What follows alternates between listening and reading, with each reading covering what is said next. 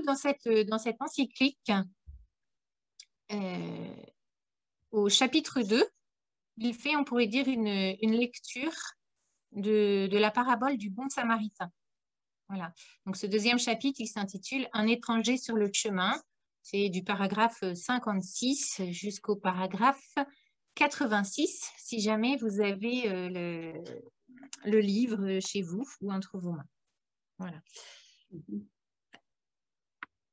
Alors, cette parabole, peut-être que nous nous disons que ça fait partie des paraboles les plus connues. Et peut-être que, en fait, elle peut ne plus nous bousculer. Parfois, comme si nous nous étions habitués à l'entendre. C'est parfois ce qui arrive malheureusement avec la parole de Dieu.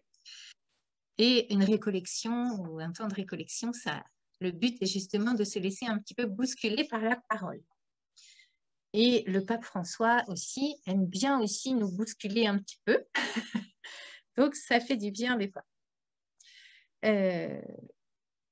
Ce que je vais faire, c'est que, en fait, je vais aborder cette parabole en reprenant tout simplement, en fait, le texte d'une manière linéaire, verset après verset, en apportant au fur et à mesure des petits éclairages, des petits commentaires, voilà, en m'appuyant aussi, bien sûr, sur ce que le pape François aussi en a dit.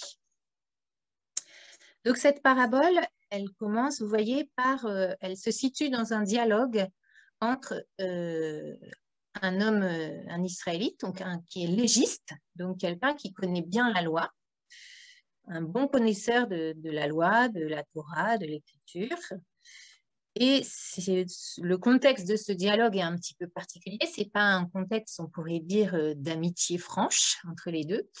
Mais ce légiste, en fait, il cherche un peu il cherche même à mettre Jésus à l'épreuve. Donc, il le teste sur cette question, à partir d'une question. Cette question, c'est « Que dois-je faire pour avoir en héritage la vie éternelle ?»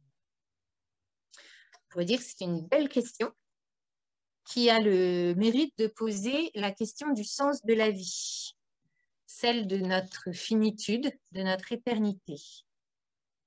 Et donc, l'enjeu de notre vie présente par rapport à cette éternité. On peut remarquer que cette question, c'est exactement la même que pose dans un autre passage de l'Évangile le jeune homme riche à Jésus.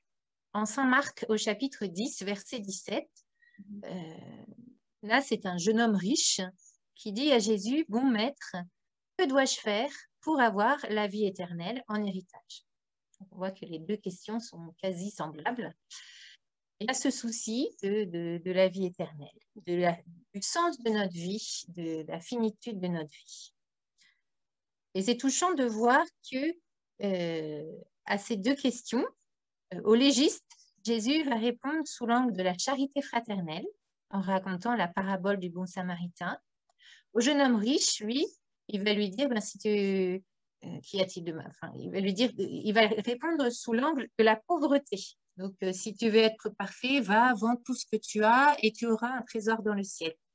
C'est un petit constat, une petite remarque que je fais en préambule, mais qui est touchante parce que cette fraternité et cette pauvreté, c'est deux points d'ancrage de la spiritualité de Saint François d'Assise, qui est si cher aussi à notre pape François. Voilà.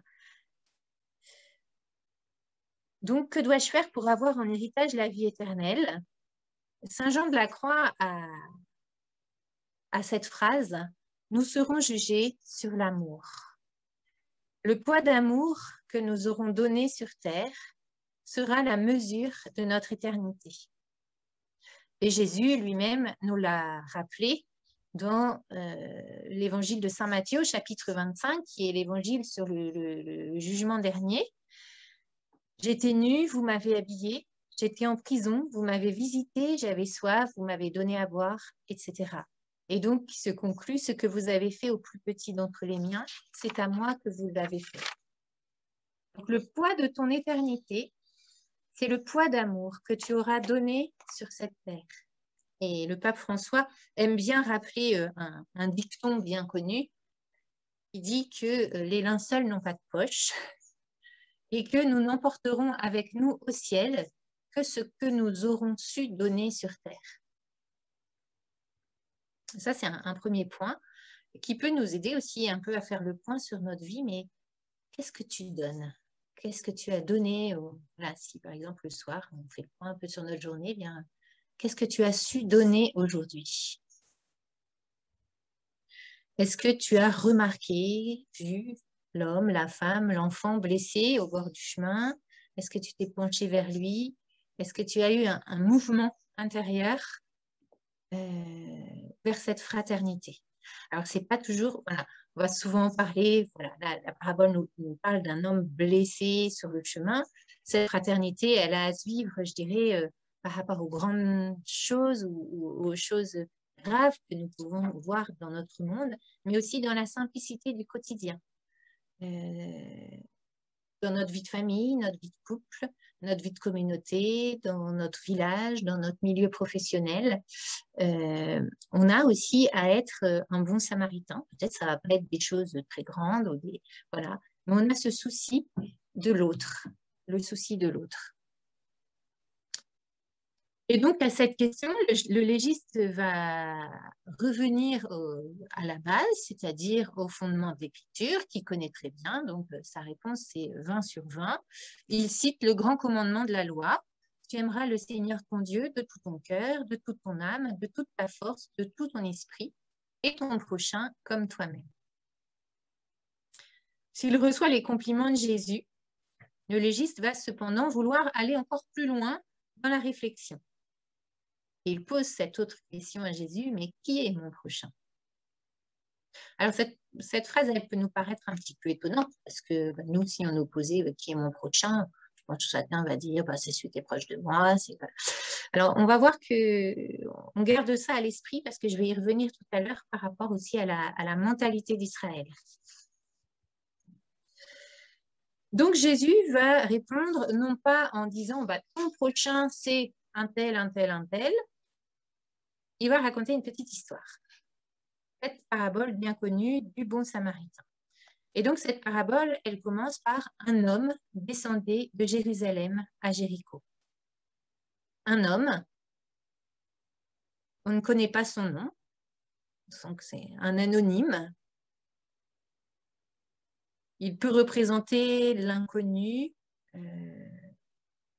l'anonyme exclu de notre société, mais aussi peut-être n'importe quel homme, toi, moi, qui un jour aussi peut se trouver à la merci d'un malheur, d'une épreuve, d'une chute, quelle qu'elle soit dans la vie, tout le niveau de notre vie, que ce soit au niveau familial, au niveau conjugal, au niveau professionnel, au niveau maladie, santé, au niveau économique.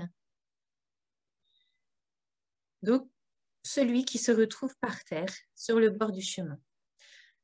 Un homme, il n'y a aucun adjectif qui le qualifie.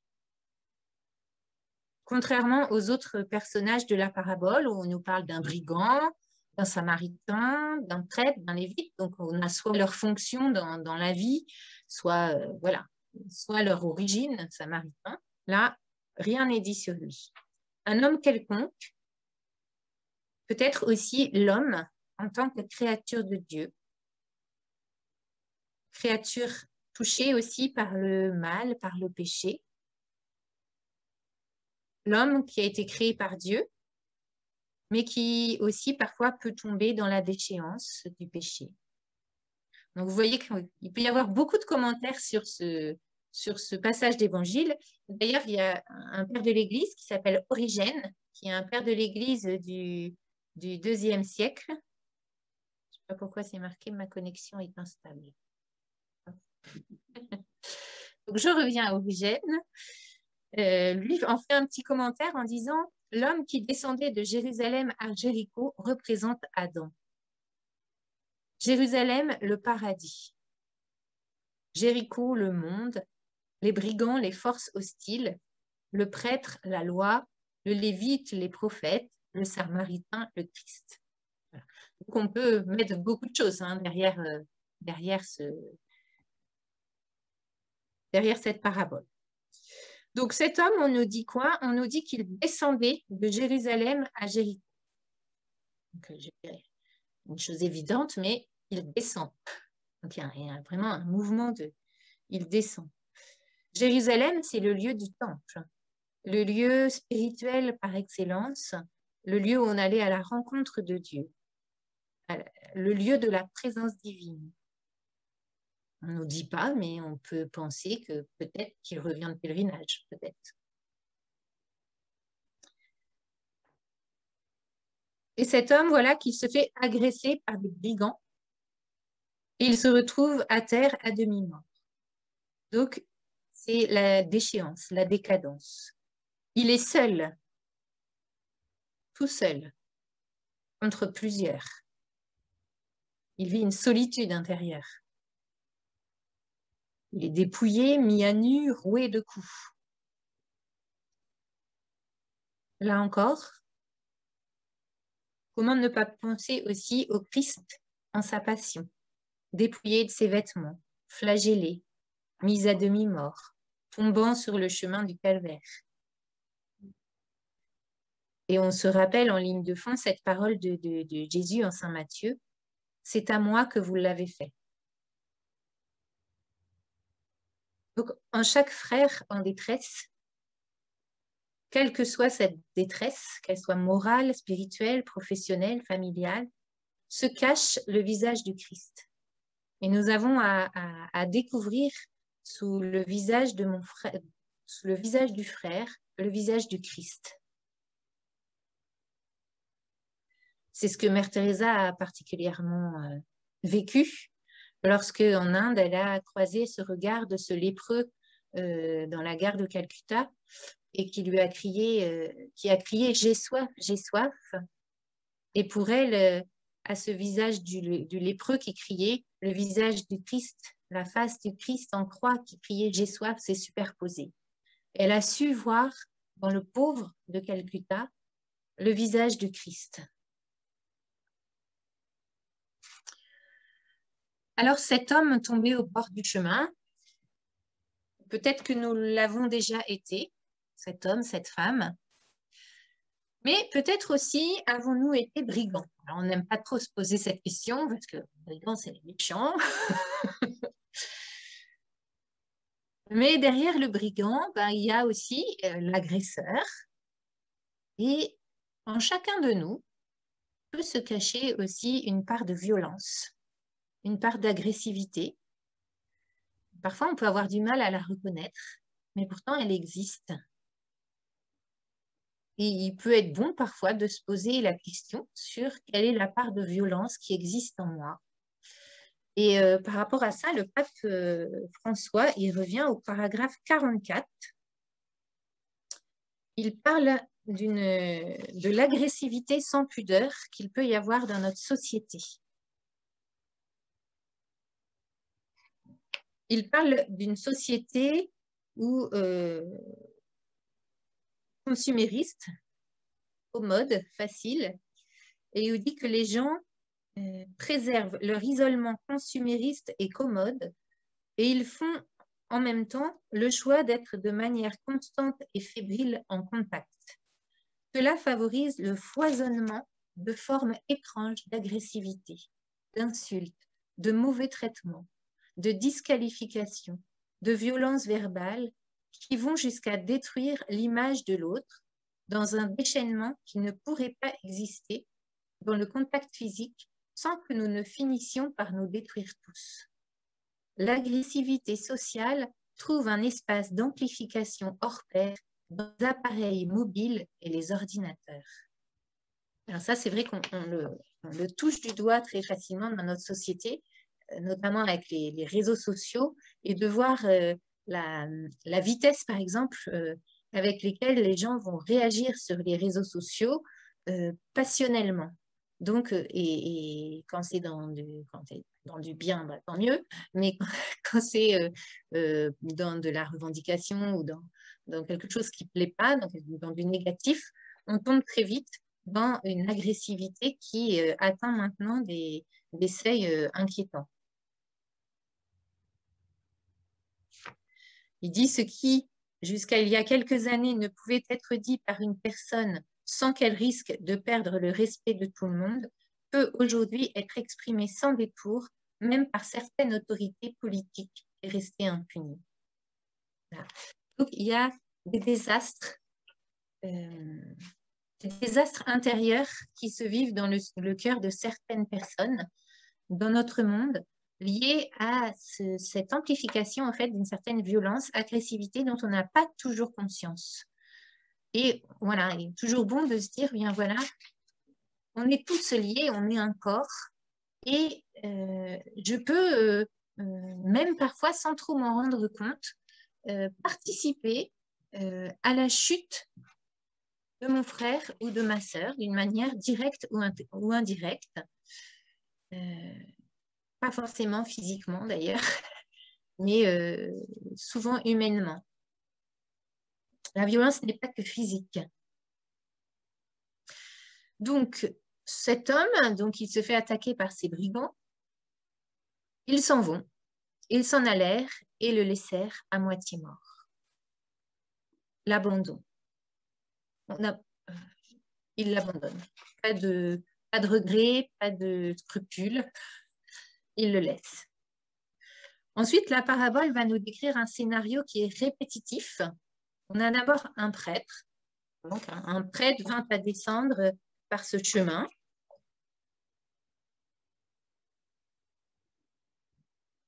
Il le vit et passa outre. Pareillement, un lévite survenant en ce lieu le vit et passa outre. On a quasiment les mêmes mots, même construction de phrase.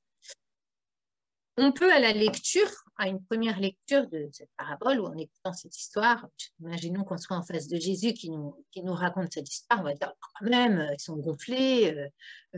Voilà, on peut vite se scandaliser sur l'attitude de ce prêtre et de ce lévite. Alors, ça peut être une bonne chose de se scandaliser, mais en même temps, on peut parfois très vite se scandaliser sans se remettre non plus en cause, et si c'était moi. Que s'est-il passé dans le cœur de ces deux hommes face à la détresse de leur frère? La parabole ne nous le dit pas. Ne nous dit pas pourquoi ils ne sont pas arrêtés, ils n'ont pas été à son secours, mais on peut imaginer des pistes.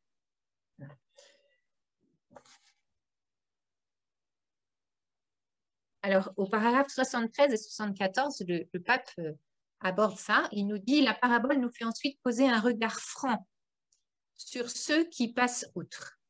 Notre pape est franc. Innocente ou non, cette indifférence redoutable consistant à passer son chemin, fruit du mépris ou bien d'une triste distraction, fait des personnages du prêtre et du lévite un reflet non moins triste de cette distance qu'on crée pour s'isoler de la réalité. La réalité, parfois, on en a peur. Il existe de nombreuses façons de passer outre qui se complètent. L'une consiste à se replier sur soi-même, à se désintéresser des autres, à être indifférent. Une autre est de ne regarder que dehors.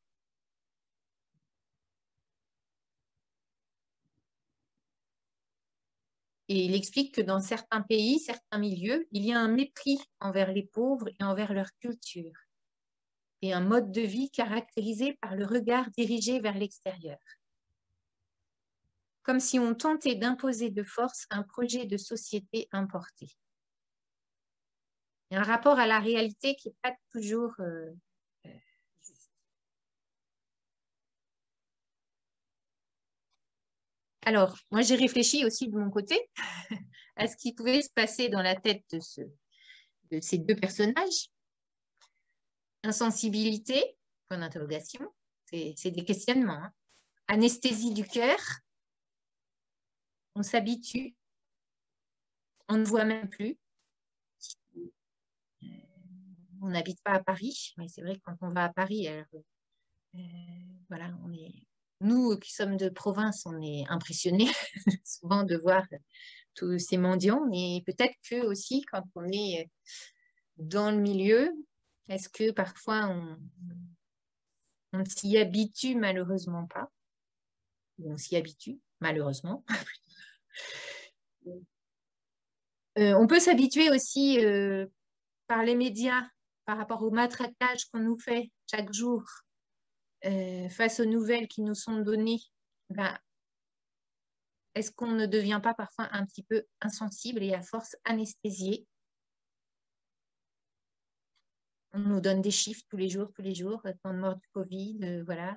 Et en fait, ben voilà, depuis un an, est-ce qu'on réagit? C'est intéressant de se poser la question. Est-ce qu'aujourd'hui, quand j'écoute les informations et par rapport à tout ce nombre de victimes, etc., qu'on me donne, et il y a un an, au mois de mars, quand on a commencé à parler de la pandémie, comment on a réagi par rapport à ces chiffres? Dans notre cœur, on réagit peut-être plus tout à fait de la même façon. Donc, il y a toujours le risque de s'anesthésier. Alors, avec derrière des motifs différents aussi, hein. Des fois, il peut y avoir la peur derrière, la peur panique, ou alors l'indifférence, blasé par les infos. Un mort de plus, un mort de moins, et puis à ça après. Ça fait un peu mal au cœur hein, de dire ça, mais... Alors, ce légiste, et ce prêtre et ce lévite, voilà, peut-être que voilà, ils sont juifs. Hein. Ils avaient peut-être peur de se souiller aussi avec le sang. Cet homme, il est blessé. Il y a sans doute du sang. Pour un juif, voilà. Est-ce que c'était du légalisme? Voilà. Il y a la question peut-être aussi de l'appartenance culturelle différente. Donc, c'est un samaritain. C'est pas un juif. Voilà. Les samaritains, donc, et les juifs, eh bien, c'était difficile. Donc, à ce sujet, le pape en parle aussi.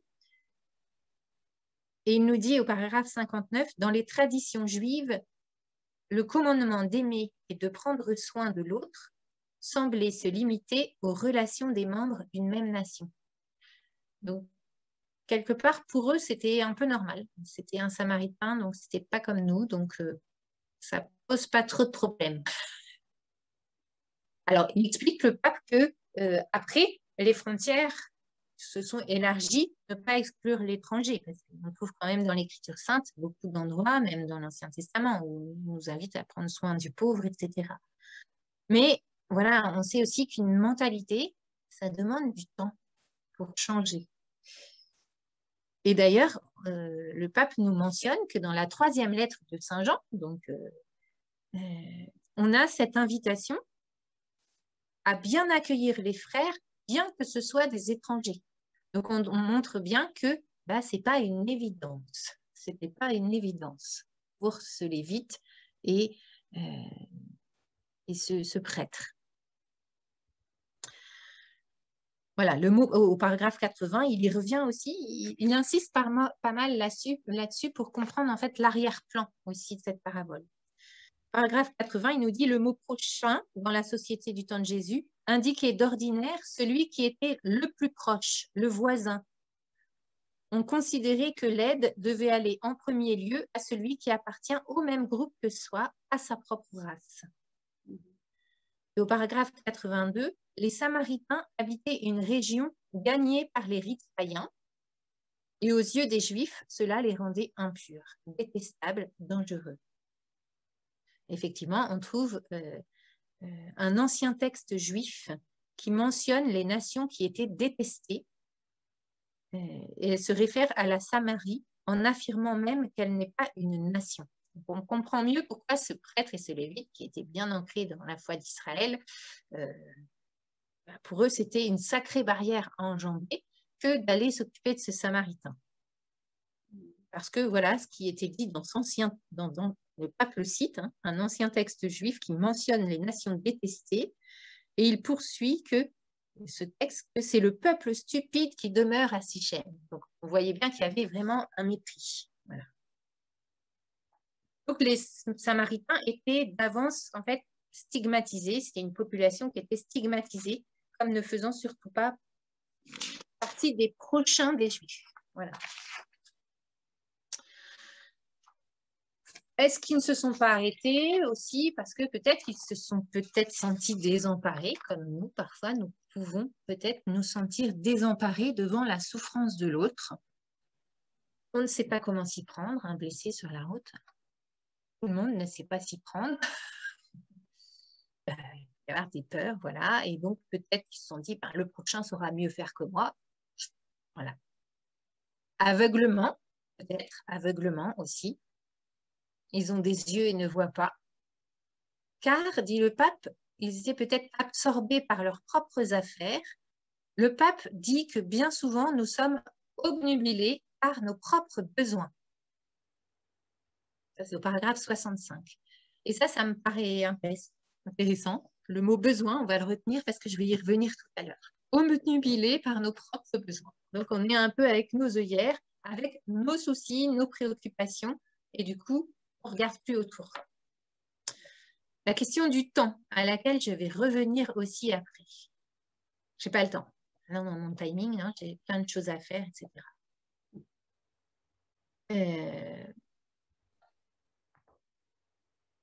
Donc ça, je vais y revenir beaucoup par rapport au temps. Alors, aveuglement, j'ai envie de dire aussi surdité. On peut être aveugle et sourd. Et au paragraphe 48, le pape nous dit « S'asseoir pour écouter une autre personne, geste caractéristique d'une rencontre humaine, est un paradigme d'une attitude réceptive de la part de celui qui surmonte le narcissisme. » Voilà, quand on va vers l'autre, c'est surmonter un narcissisme.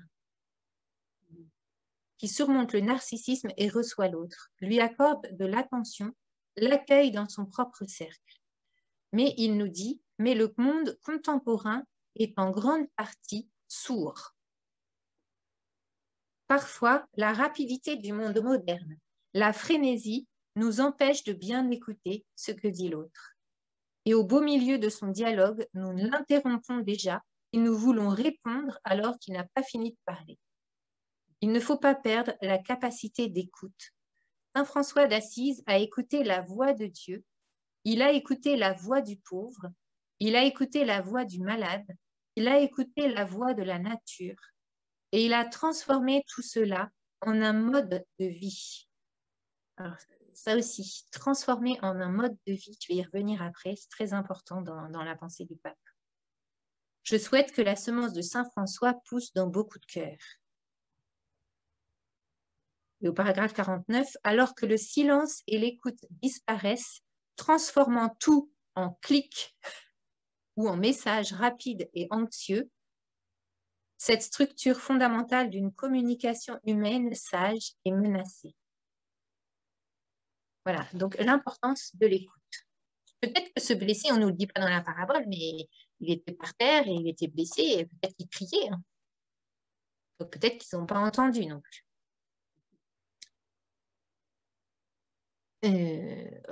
Autre remarque aussi,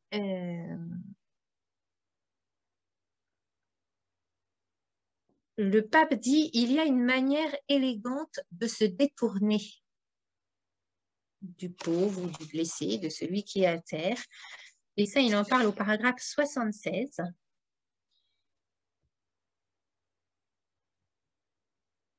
Il y a une manière élégante de tourner le regard de l'autre côté qu'on adopte souvent. Sous le couvert du politiquement correct ou des modes idéologiques, on regarde celui qui souffre sans le toucher. On le voit à la télévision, en direct, et même on utilise un langage apparemment tolérant et plein d'euphémismes. Je trouvais ça très pertinent parce qu'aujourd'hui, on est beaucoup par les écrans. On voit beaucoup la misère à travers les écrans, à tel point que peut-être on ne la voit plus en réalité. Et derrière un écran, c'est facile de s'apitoyer. Voilà. Donc, attention à l'apitoiement, c'est-à-dire oh, le pauvre, quand même, ou bien même parfois de se scandaliser aussi. Oui, mais on est derrière un écran. Et en réalité, qu'est-ce que ce serait? Enfin, on ne peut pas passer aussi sur le fait qu'il s'agit d'un prêtre et d'un lévite donc de personnes qui, comment dire, qui sont liées à la religion. Alors là, je voudrais... Au paragraphe 74, chez ceux qui passent outre, le pape nous dit, il y a un détail que nous ne pouvons ignorer, il s'agissait de personnes religieuses. Mieux, ils œuvraient au service du culte de Dieu, un prêtre et un lévite. C'est un avertissement fort. C'est le signe que croire en Dieu et l'adorer ne garantit pas de vivre selon sa volonté. Une personne de foi peut ne pas être fidèle à tout ce que cette foi exige d'elle, et pourtant, elle peut se sentir proche de Dieu et penser avoir plus de dignité que les autres. Voilà. Alors après, il cite ce beau passage de Saint Jean Chrysostome qui était parvenu à exprimer avec beaucoup de clarté ce défi auquel sont confrontés les chrétiens. Veux-tu honorer le corps du Christ? Ne commence pas par le mépriser quand il est nu. Ne l'honore pas ici, à l'église, avec des étoffes de soie, pour le négliger dehors, où il souffre du froid et de la nudité. Magnifique ce passage. Voilà. Alors voilà, donc tout ça, ça nous fait réfléchir comment aussi nous pouvons parfois nous comporter devant la pauvreté, l'épreuve de l'autre, devant la souffrance de l'autre, en sachant qu'on est aussi tous les mêmes et qu'il ne faut pas faire non plus le fort par rapport à ça. Voilà. Et le pape nous dit que, bien, en quelque sorte, au paragraphe 70, enfin, je fais un peu un résumé de ce qu'il dit, mais quelque part, quand on se trouve face à la souffrance d'un frère ou d'une sœur, c'est une heure de vérité. Une heure de vérité aussi par rapport à nous, parce que les masques tombent. On le dit souvent de la mort, devant la mort, on est tous les mêmes. Les masques tombent, mais devant la souffrance aussi. Voilà. Les révélatrices de ce qu'il y a en nous.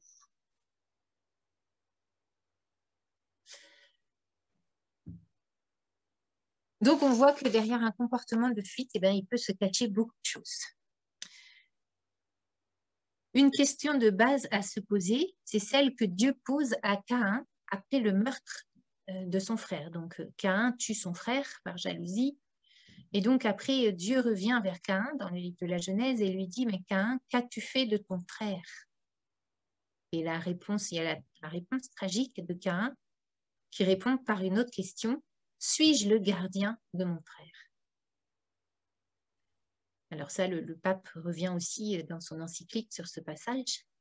Voilà. Et là, il y a un mot qui est interpellant et qui est très cher au pape François, c'est le mot gardien. Donc au paragraphe 57, il dit, par rapport à cette question, suis-je le gardien de mon frère? Il dit, en posant cette question, Dieu met en cause tous les genres de déterminisme ou de fatalisme qui cherchent à justifier l'indifférence comme la seule réponse possible. Il nous dote, au contraire, de la faculté de créer une culture différente qui nous permet de surmonter les inimitiés et de prendre soin les uns des autres. Alors là, je vais revenir sur deux choses clés chez le pape François. Créer une culture différente et prendre soin les uns des autres. Alors, ça m'a beaucoup interpellée le 1er janvier dernier. C'est que chaque 1er janvier, le Saint-Père, depuis des années, écrit un message pour la paix, parce que le 1er janvier est la journée mondiale de la paix. Et j'aime bien aller voir tous les ans ce message pour la paix. Et cette année, 2021, le pape a intitulé son message comme ceci, « La culture du soin comme parcours de paix ». J'ai trouvé ça, quand j'ai vu le titre, je me suis dit, ah, c'est étonnant, culture du soin comme parcours de paix. Moi, ça a tout de suite fait tilt parce que je suis infirmière à la base. Donc, quand on me dit culture de soin, tiens, je me dis, tiens, le soin. J'ai trouvé ce titre original et ça m'a particulièrement interpellée parce qu'en théorie de soin, je peux ramener, voilà, on apprend ça en école d'infirmière. Le soin doit répondre à des besoins. Ça paraît évident, mais à des besoins. Mais encore faut-il le réaliser. J'avoue que je fais une petite parenthèse, mais en lisant ça, je m'en suis servi, moi, communautairement pour revenir avec mes sœurs sur cette question justement de la fraternité en communauté et que cette culture du soin comme parcours de paix, comment on pouvait, nous, en communauté religieuse, le vivre, le mettre en place. Et ça ne peut se mettre en place que si on se soucie du besoin de l'autre. Quel est le besoin de mon frère, de ma sœur, de mon mari, de mon collègue de travail, voilà, très concrètement. Parce que sinon, si on n'analyse pas, si on ne cherche pas à connaître, c'est pas tellement analyser, c'est chercher à connaître, donc à se mettre à l'écoute. Parce que ce n'est pas nous qui disons « Ah oui, lui, il doit avoir besoin de ça », parce qu'on peut se tromper. C'est se mettre à l'écoute du besoin de l'autre.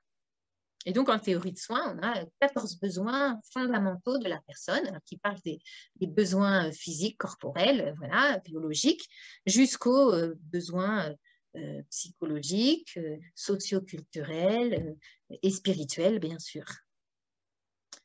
Et donc, prendre soin de l'autre, c'est être bienveillant par rapport à ses besoins. Et découvrir que les besoins de l'autre ne sont pas forcément les mêmes que moi. Alors, c'est ce que aussi vous connaissez peut-être un psychologue qui s'appelle Gary Chapman, qui a écrit des choses par rapport au couple. Et en particulier, il a écrit un livre qui s'appelle Les 5 langages de l'amour pour arriver comment dire, à décrypter quel était le besoin de son conjoint pour que dans l'amour conjugal, justement, on puisse s'adapter l'un à l'autre. Voilà. C'est aussi un mode de fraternité à vivre. Je ferme la parenthèse. Et donc, le pape nous dit que prendre soin de l'autre construit la paix. Alors, dans cette lettre, il rappelle tous les fondements bibliques et que Dieu, en fait, dès la création, nous confie, enfin, nous demande d'être des gardiens. Gardiens de la création, gardiens de la nature, voilà, de tout ce qui est cette nature que Dieu nous donne, et gardiens de notre frère. Voilà. Il faut peut-être que j'accélère.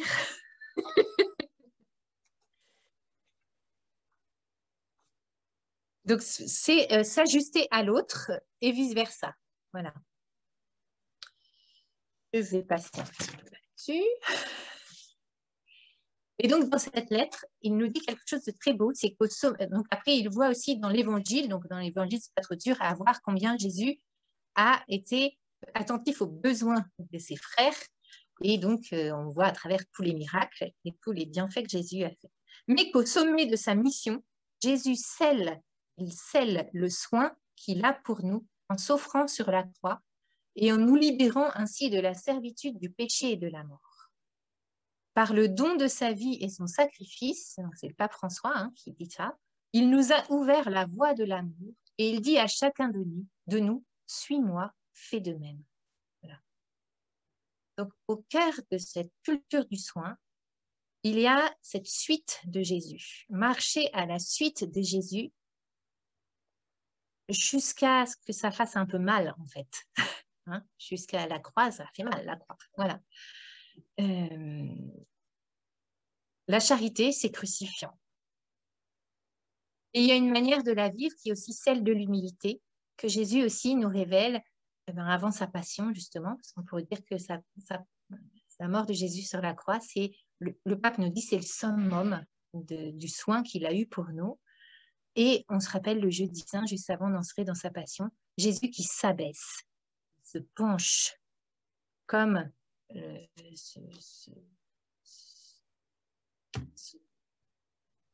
comme celui qui se penche sur le Samaritain, comme le bon Samaritain qui se penche sur l'homme blessé.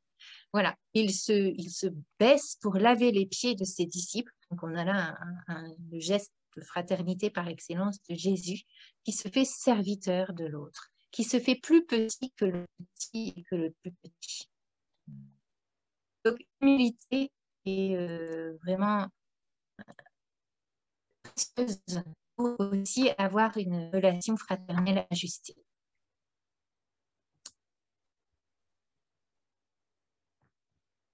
Le bon samaritain, donc, qui place le visage de son frère éprouvé au centre de son cœur, sait voir son besoin. Il lui offre tout le bien nécessaire pour le soulager de la blessure, de la désolation, et il ouvre dans son cœur, il ouvre dans le cœur de cet homme de lumineuses embrasures d'espérance. Voilà. Alors, si je reviens à ce texte, ce samaritain, donc, il se penche, il met de l'huile, il met du vin, donc il soigne. Il le porte sur sa propre monture, donc il prend du temps et vraiment il donne son temps. Il donne son temps. Et la notion du temps est aussi importante parce que nous avons un rapport au temps qui est très accéléré dans notre société. Et le pape nous dit, il y a quelque chose que nous thésaurisons tant, c'est le temps, T-E-M-P-S. Voilà. Ce Samaritain, il avait sûrement ses plans pour meubler cette journée selon ses besoins, ses engagements, ses souhaits. Et en fait, il a su tout mettre de côté à la vue du blessé, sans le connaître, parce qu'il a trouvé qu'il méritait qu'il lui consacre son temps. Et le pape nous dit, il a trouvé qu'il méritait. Et là aussi, il y a quelque chose d'important, c'est-à-dire que mériter, ça veut dire il a de la valeur pour moi. Ça veut dire que ce bon samaritain, il a obéi à ce qui avait aussi de la valeur dans son cœur. Parfois, on est dans une société où ça va vite et on peut, finir par nier, en fait, les valeurs fondamentales qu'on a au fond de son cœur. Faire comme si, les étouffer, faire comme si elles n'étaient pas là. Et en fait, on souffre au bout du compte.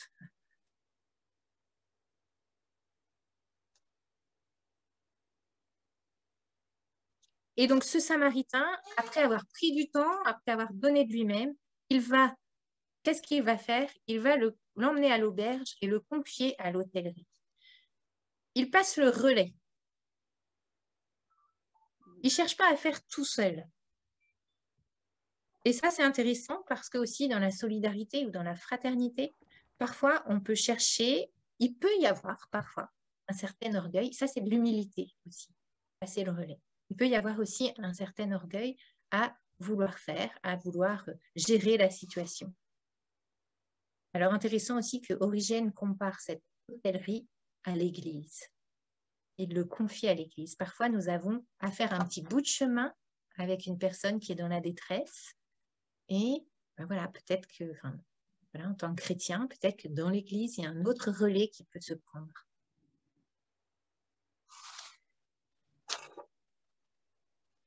J'accélère un petit peu.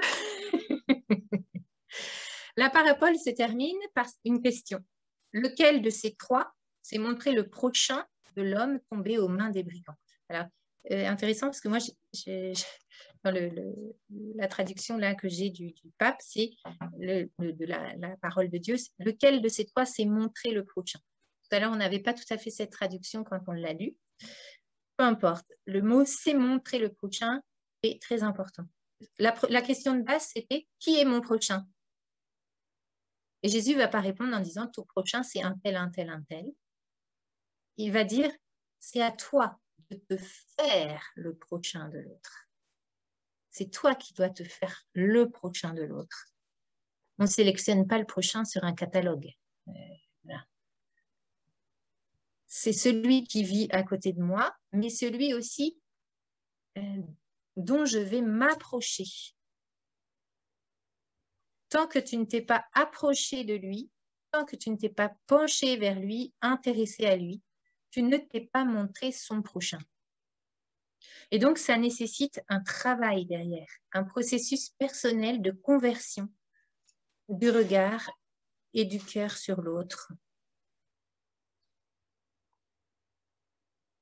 Et donc, le pape nous dit, au paragraphe 81, c'est le Samaritain qui s'est fait proche du Juif blessé.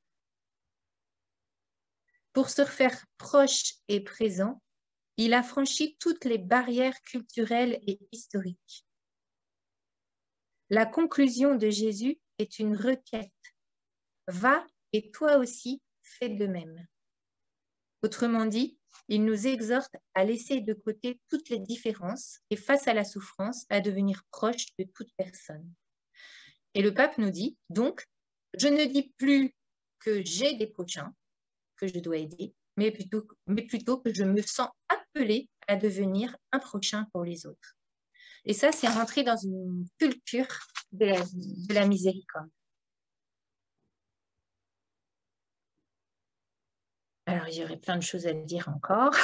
Je sais pas. Voilà, le pape nous dit, la vie n'est pas un temps qui s'écoule, mais un temps de rencontre. Le temps, qu'est-ce qu'on en fait? Et je vais terminer par une belle citation de Mère Teresa, qui a vécu ce style de la proximité et du partage. Elle disait, celui qui, au cours de sa vie, a allumé ne serait-ce qu'une flamme dans les heures sombres de quelqu'un, n'a pas vécu en vain. Voilà. Celui qui a allumé ne serait-ce qu'une flamme dans les heures sombres de quelqu'un au cours de sa vie, n'a pas vécu en vain. Et voilà, devenir un bon samaritain pour nos frères, pour ceux qui nous entourent, eh bien, c'est ne pas vivre en vain. Voilà, merci de votre patience.